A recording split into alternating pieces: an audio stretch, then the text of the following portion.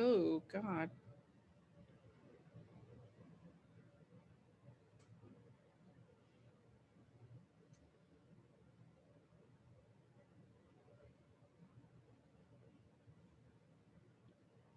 What?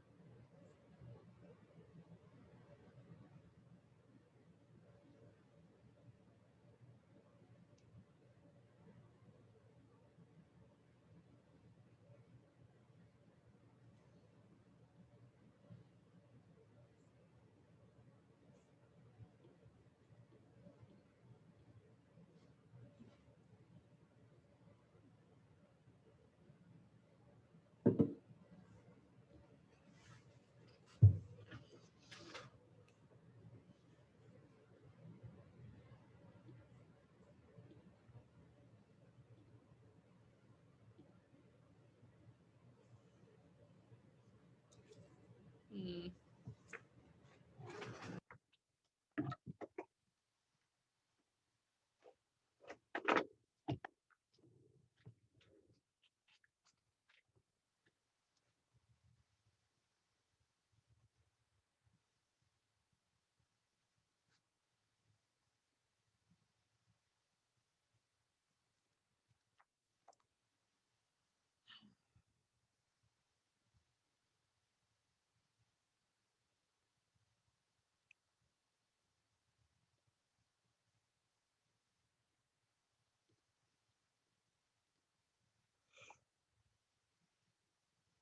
Morning.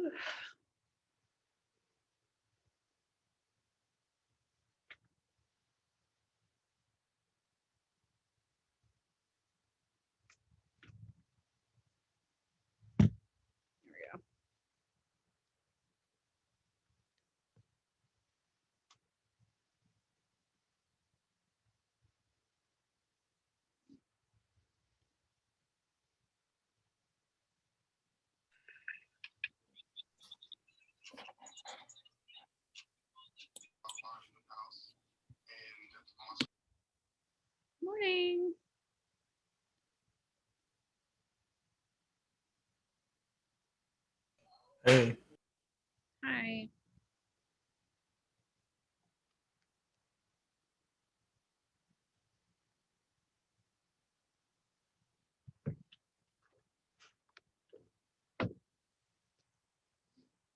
Let's see. We have Ian. No Corey yet. Christian. We have Brendan, who, by the way, I was talking to Miss Kim last night, and she was like, "Do you teach Brendan? Isn't his birthday soon? Tell him I said happy birthday." So happy birthday from Miss Kim.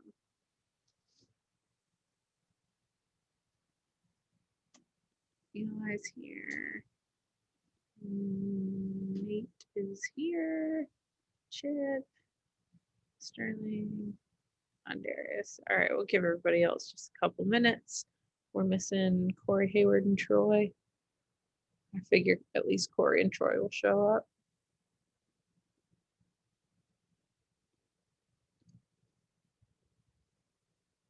Yep, there's Corey.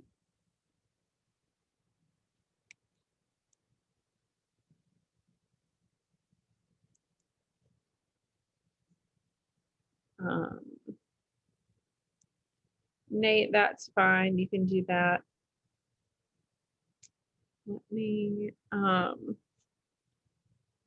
check while we're waiting to see if Troy shows up or Hayward.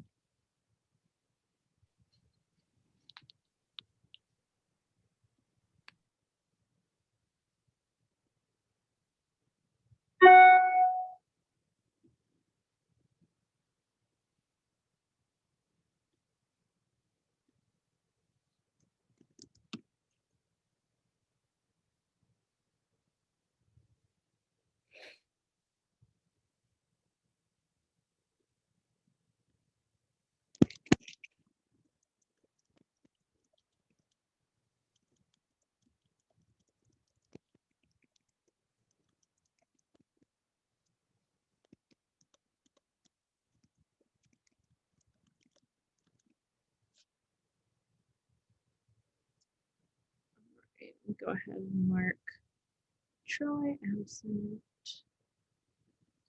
We have Corey now. And we do not have Hayward. Okay.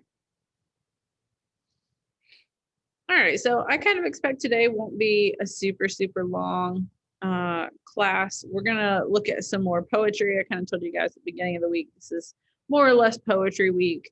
And on whatever day that was, Monday or Tuesday, we looked at William Blake's poetry, and he's kind of like the guy from the early Romantic period. We didn't really talk about him much, and I don't think we necessarily need to, just about like his life and stuff. But he was definitely very concerned about like showing how unfair the world was and like shining a light on what people in poverty have to deal with. He was kind of known as being like a big thinker and like almost an activist, not exactly, but that like he had causes he cared about really deeply. And so today we're going to look at two other poets. We're going to look at 4 poems in all, 2 from one, 2 from the other. And they're kind of like the big late romantic guys, them and one other guy who I just didn't feel like we needed. What was I about to mention before we get into this? Oh, I know. So tomorrow is an e-learning day, which means that you do not have Zoom meetings for any of your classes unless you've arranged that beforehand with your teacher, for like one-on-one calls or whatever. So we won't meet. I will definitely email you guys later, just because I feel like every time we have an e-learning day or don't meet for Zoom, somebody forgets and tries to sign to Zoom anyway. And that's fine, but you just won't have any success because I won't be on Zoom. So I will email you guys later to let you know what you need to do for the day and how to access it, and any other thing I might need to tell you. Also, totally unrelated, but this wallpaper, this green stuff with the fruit on it, they have this wallpaper on The Bachelor. I was watching it last night, and the big like estate they're staying at had that wallpaper in the like main lobby. I felt so cool because I have the same wallpaper as The Bachelor. Okay, so we're going to get started on this, on reading these poems, which I believe I have published already. Here comes Troy. I figured he'd show up. Troy.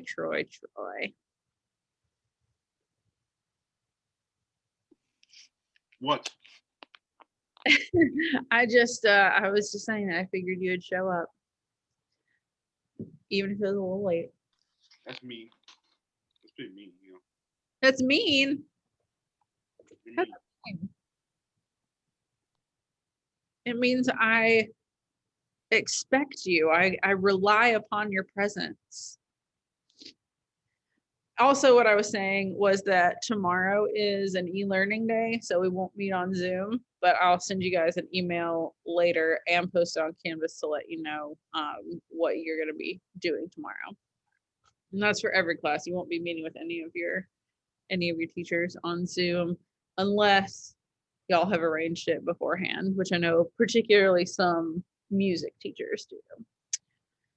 Okay, so we're going to look at some poems, and for those of you who are just joining us, Troy, I was explaining that what the ones we looked at earlier in the week from William Blake were kind of the representative early Romantic period stuff, and the ones that we're looking at today are sort of the big representative late Romantic stuff.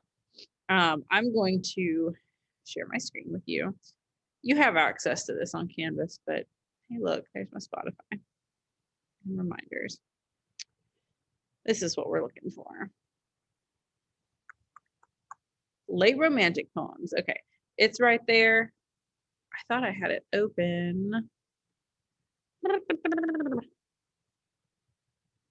Okay, so before we start reading, I am going to tell you a little bit about these two guys that we are going to be reading their work today.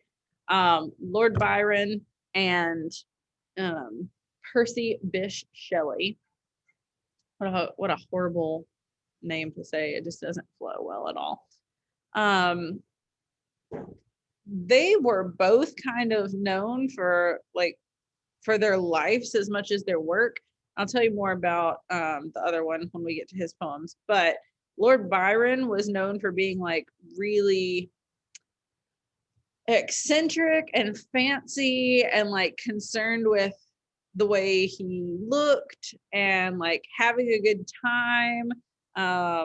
He was known for like his love affairs. Oh, that's hilarious. His name was Lord Byron. His real name was George Gordon, but he was like a member of the upper class, and he inherited all this land. And I don't know the technicalities of becoming a lord, but he was actually a lord. And so he was like all of his stuff for the most part is like really emotional, and he wrote a lot of love poems. In fact, this is his most famous love poem that we're about to read. People just thought that he was like, he's kind of gone down in history as being just like super eccentric and emotional. He was bisexual, which people didn't talk about at the time, but they were like, that's eccentric, even though like, is it? But I guess the fact that he talked about it or like was open enough about it to where people knew, that was kind of different for that time period. I think he was married a few times. His marriage stuff is not as interesting as the other guy's marriage stuff. So let's look at this one first. It's called She Walks in Beauty. And I remember reading this poem in my British Lit class in college, and my professor, who was my favorite professor, was like, fellas, if you want to impress a girl, quote Lord Byron to her, because this guy knows what he's talking about. So that's just some advice there. I don't know that I'd actually be super impressed by Lord Byron, but okay. Anybody want to read? Nope. Okay. As we read it, you'll kind of see this one, it has a very like basic rhyme scheme. I feel like William Blake's poems had a like fairly predictable rhyme scheme, but not as like basic as this one. And pretty much all of Byron's stuff does that. She walks in beauty like the night of cloudless climes and starry skies, and all that's best of dark and bright meet in her aspect and her eyes, thus mellowed to that tender light which heaven to gaudy day denies. One shade the more, one ray the less, had half impaired the nameless grace which waves in every raven tress, or softly lightens o'er her face, where thoughts serenely sweet express how pure, how dear their dwelling place. And on that cheek and o'er that brow, so soft, so calm, yet eloquent, the smiles that win, the tints that glow, but tell of days in goodness spent, a mind at peace with all below, a heart whose love is innocent. Please. All right. This is a pretty basic love poem.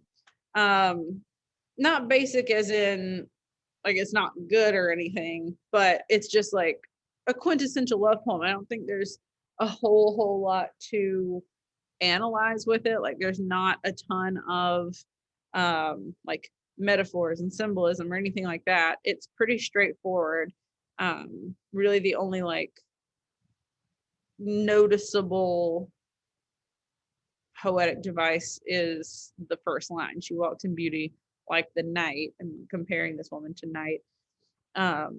But it's all pretty straightforward as far as just like, this is a person that I love, that I'm clearly super attracted to. I think the world of her, and I just want to like get my emotions out about it.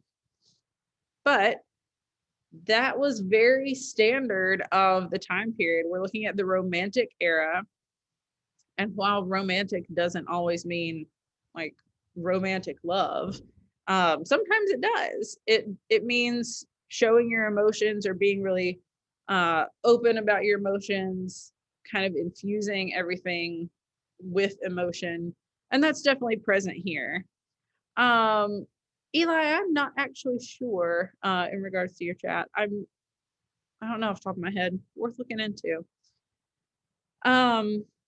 So that's kind of, I think that's one of the reasons that this is like his most famous, is because it's such a strong representative poem of everything that the Romantic era was kind of about. And also we know that they focus a lot on nature as well. And so I guess like comparing this woman to the night and, the moon, the starry skies, all this kind of plays into that as well.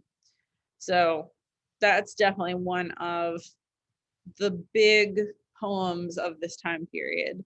And I wouldn't be surprised to see that poem come up on Jeopardy at some point, for the record.